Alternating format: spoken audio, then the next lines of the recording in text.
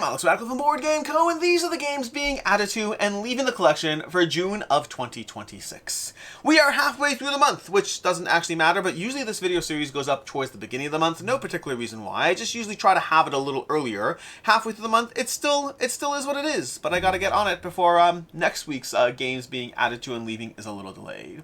In any case, we will be going through the three usual categories today, the two that are self-explanatory and the one that requires a dash of explanation. We will have games that are leaving the collection. They were in the collection, they are leaving. It sounds exactly like what it is. They are the games being added to the collection. I bet you'll never guess this, but they are the games that are being added to the collection. And then the third category are the games passing through. These are games that I was reviewing. I was interested in either a copy I bought or a copy that's a review copy, but one way or another, it kind of was on the I want to try this, and now it's going away and never actually sticking around. It never got added to the collection, it got played, and now it's moving on without ever having entered the collection. In those categories today, we have our sponsor shoutout. The channel sponsor is Allplay. Allplay is the let me say that again. Allplay is the channel sponsor. If you go to allplay.com, you can find a variety of games from themselves as well as their partner publishers, as well as board game tables, board game shelves, board game bags, and playmats. And today they are actually going to be featured in all three categories, in games passing through, leaving, and being added. But with that, let's go ahead and start off with the how do we do this? We do the games leaving and being added first, but I guess I'll go back and forth a little bit in no particular order. Now, one of the things I have been doing over the past several months is I have been keeping a collection limited to 200 games. And in fact, today we have 1, 2, 3, 4, 5, 6, 7 games leaving my collection, and 1, 2, 3, 4 games being added to my collection, which if you can do the math, that means I'm actually, I got a bonus 3 spots for subsequent months and games that will be added in some capacity. So I'm actually down to 197 games in my 200 game collection with today's changes. Let's go ahead and start off with General Orders World War II. This is an excellent game. It's a fantastic game. I highly recommend this game. I also don't pull this game off the shelf. One of the things that I have found over time, and this is just my collection, the way things are, which is very often there are great games that don't get pulled off the shelf as often as I'd like. Other games are being picked over them. For one reason or another, they're just not the things that I play. Now, when I play General Orders, it is fantastic. This is a 2-player worker placement game. Really enjoy this one. It's very clever. I don't know if it's a theme. This is the kind of game where if they rethemed it, I think they did do a retheme actually, and I haven't tried that yet, but it's on my list of games to try. But honestly, even the retheme didn't particularly do it for me. But General Orders is an excellent game that I highly recommend. I also don't pick it off the shelf and play it relative to other 2-player experiences, and so it's going away. It's going away, even though I think it's fantastic. I think I'd give this a 4.5 out of 5. From a pure game mechanic standpoint, I don't think I'd change my rating. Every time I play it, it's amazing. The problem is I just know that over time I've come to realize certain games get pulled off the shelves and certain games don't, regardless of how much I respect that game. Then we have the White Castle Duel. In fact, there's a slight trend today. We're gonna have 3 2-player games going away. We have the White Castle Duel. This is another game that is an excellent game. I think it's a better version than White Castle. I drastically prefer this over White Castle, but I find that despite it being really clever, again, I just don't, practically speaking, pull it off the shelf to play it when I am looking for a 2-player game to table. And so it's going away. And then the third one of those we have is Leaders. Leaders is our third 2-player game. This is fantastic. Now, this one I have more of a specific complaint around, because unlike these others, I have pulled this off the shelf a lot to play it. The problem I have with this one is that I've pulled it off the shelf a lot, and usually when I pull off the shelf, it gets like 6 or 7 plays. 6, 7, sorry about that. It gets 6 or 7 plays in a single session. The problem is I have found that the more I've played this, the more I've kind of played out the interactions that are present. Now, I don't mean to say that I've played out every possible interaction. There are so many. What I mean is that the charm of the game is one that I think for me, there was a lot more charm in the first 20 plays than in the next 20 plays after that. I think the sequences of the way the characters combine in this asymmetric, like, draft and build your army, very clever game, really, really well done, highly recommend it, with the only caveat that for me personally, the nature of the arena that you're playing in is so enclosed that at a certain point, it kind of loses some of the capacity of what you're able to do. A game that it reminds me of a lot is Abalone. Abalone was an excellent abstract strategy game, still highly recommend it, still think it's fantastic to play, but it's one that the more I played, the more you you found that the game devolved into a very defensive play because of the limited size of the arena, and the initial charm of, oh look, I'm able to like outpace and capture and get you, that slowly disappears the better players get at just understanding the ins and outs of the system. Abalone and Leaders remind me very much of each other. I would say Abalone is abstract strategy, and Leaders is asymmetric abstract strategy, but outside of that, the game experiences I had both enjoying and moving on from it felt very similar. Those three are going to be three that are leaving over here. I was debating going back and forth, but I'm not going to do all the games leaving first. Then we have Through the Desert. I mentioned that all play is featured in all categories today. Through the Desert is an excellent abstract strategy game in which you are placing up various camels to enclose various areas.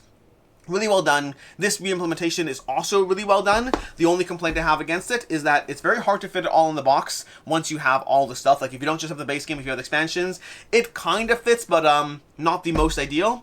But again, this is one where I just find that when I'm picking things to play in that 45-minute range, when I'm looking for like not a full game night, but a lighter game night, Through the Desert is one that I frequently recommend, but doesn't often get picked up as much. It often enters the like, hey, we could play this, this, or this, but it rarely gets actually picked when it comes time to actually choose what's sitting on the table. So again, another one, great game. I think I give it a 4 out of 5. I stand by that rating, just doesn't get picked relative to other games. Now, a real one that is kind of surprising for me is Carson City. Carson City is finally leaving the collection after all these years. This has been around for quite some time. This is one where I've gotten back to the table a few times recently. I think I played it twice recently, and it's one that, as much as I enjoy Carson City, and as much as I enjoyed it for years, I don't know if it's time. Like, one of the things I have noticed is that over time, when I come back to older games that I love, sometimes I'm reminded of just how much I love them and why. And other times I'm like, you know what? I either have played this enough, or maybe just my level of what I want out of a game has grown, has changed. To be fair, Carson City is like, I think it's rated like a 7.4, maybe 7.6, I don't know. Like, it's rated well, but it's not, oh my gosh, the best game ever. It's from Xavier Georges. I love his designs in general, but Carson City is just one that I think I finally am okay letting it go. I still think it's great, to be very clear. It's just that it has moved from, oh my gosh, this is the best thing ever, to, I'll play other things at game night. I don't know. Like, this is a hard one.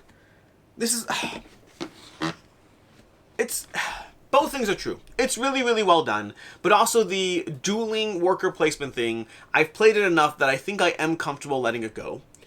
It's a great game. I give this a 4.5 out of 5. I've played it a lot over the years, and now it's time to finally leave. Then from there, we have Railroad Tiles. This is a relatively recent addition to the collection, and one that I did not play nearly as much as I thought I would. When I first covered this, I believe I said I wanted to do a 12x12 review after having played all of the expansions. I think I've only played 4, maybe 5 of the expansions so far, the various ways you combine an extra module in. At the end of the day, I realized I got to a point with this that as much as I do enjoy it, it's a solid game. I think I'd give it a 3.5 out of 5.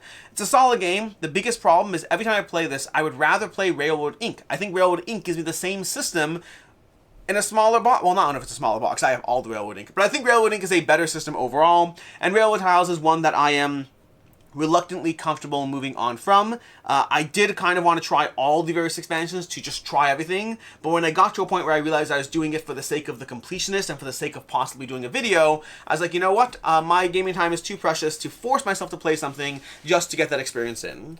Do I recommend this one? Not as much as everything else I'm getting rid of today. It's not that it's bad, it's just that I would almost always recommend Railroad Inc. over Railroad Tiles. I think Railroad Inc. is a simply better game, and Railroad Tiles is trying to capture that magic, but if I wanted that, I think I would just recommend Carcassonne. I think Carcassonne does Railroad Tiles slightly better, and if you want the Railroad Tiles experience, get Railroad Inc. In other words, my recommendation is get Carcassonne and Railroad Inc. and skip on Railroad Tiles. And I'm saying this as a huge fan of Railroad Tiles, of Railroad Inc.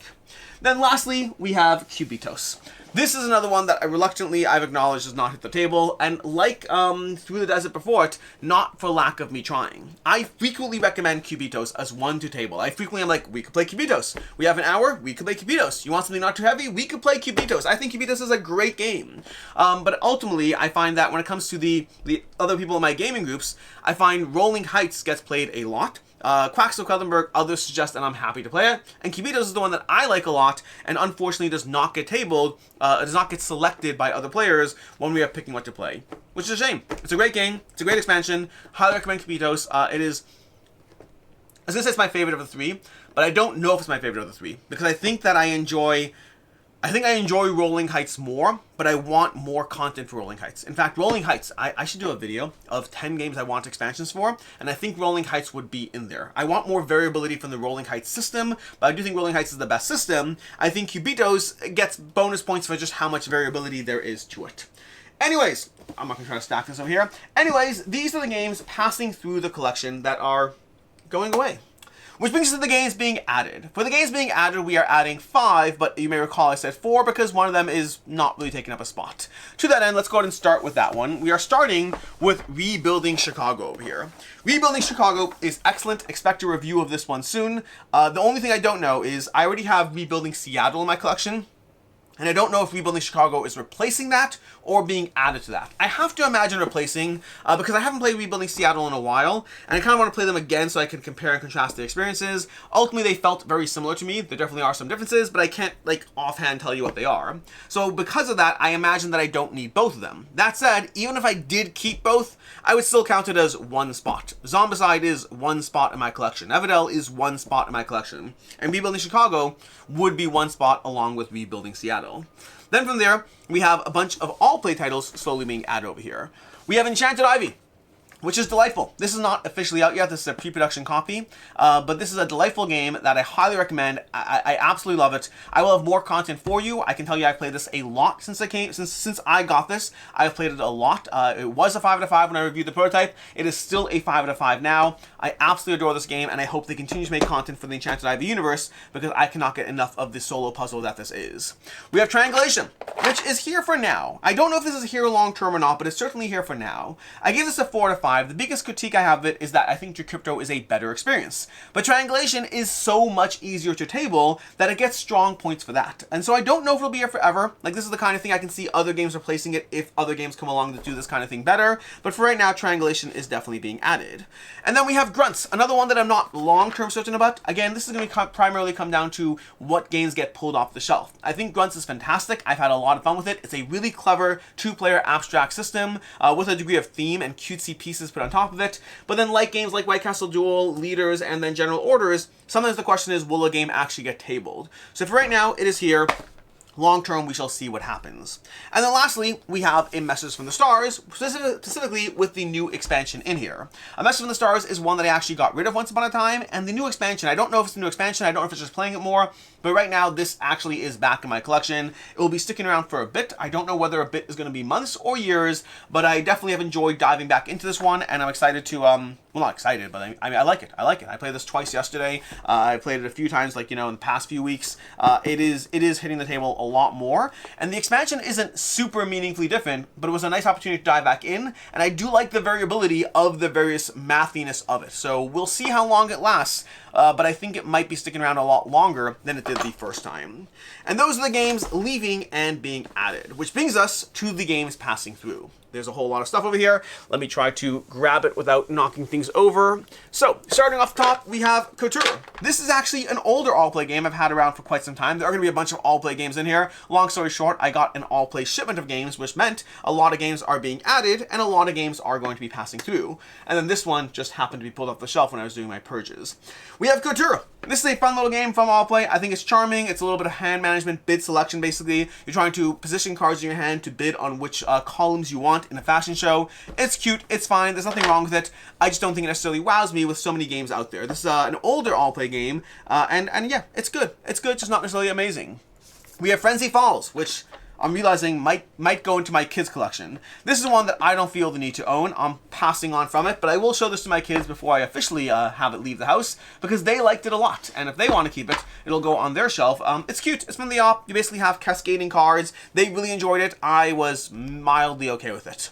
We have Familiar Find over here. This is a find game of basically traps. You're placing cards down, and there's face up and face down. You're trying to encourage people to figure out which cards are where, because there's lose conditions and then there's win conditions. Again, it's fine. It's from Darrington Press. I just wasn't super enthused with it's fine. There are many fine games. None of these three games have particularly impressed me. Qork is another one that did not particularly impress me over here. You're basically slamming down a cup and trying to be, it's one of those reaction games. Like, how will you react to the thing that's happening? Are you going to, like, overreact too fast or not react fast enough based on, what's happening as far as you rolling the dice? Again, it's fine. I think there are better game systems. We have the Mire. I did not love this one. I drastically prefer Hey That's My Fish. This felt like a less fun version of Hey That's My Fish. I can't say I was super impressed by it. We have Pacts over here. Pacts is a two-player game of basically trying to do I cut you choose with a degree of area control. You have your faction powers, and you're trying to basically split up the order as who goes first, as well as which cards in there, and then have a players choose. So again, I cut and then you choose, and you're trying to figure out whether to place or move people around the board to take control. I thought the game was very dry. The I cut you choose was tense, but the game itself was very dry. Then we have over here, we have a bunch of small box games. These are the all-play ones over here. We have Le Chocolat, a game of cutting up groupings of chocolate. It was fine. I just didn't find the cutting up of chocolate to be super interesting. We have Stonk Market. This was very charming. I like what the game was doing as far as the real-time speed nature of trying not to be the last one holding the bag when everything goes bust, while also trying to collect sets of cards through real-time live trading. This was very fun. If you like games like Chinatown and you want a smaller portable version that captures that chaos, this will do that. Ultimately for me, it's not the kind of game that hits the table a lot, but I did think it was pretty good. And then Golden Goal, another game that I was very impressed by how they operated here. I just didn't necessarily care that much about it. It's a two-player game of rolling dice and then using those dice to drive actions as you pass the die, position your players. Was very impressed with how well the game is designed. Ultimately, it was fine to play a few times and then move on from it.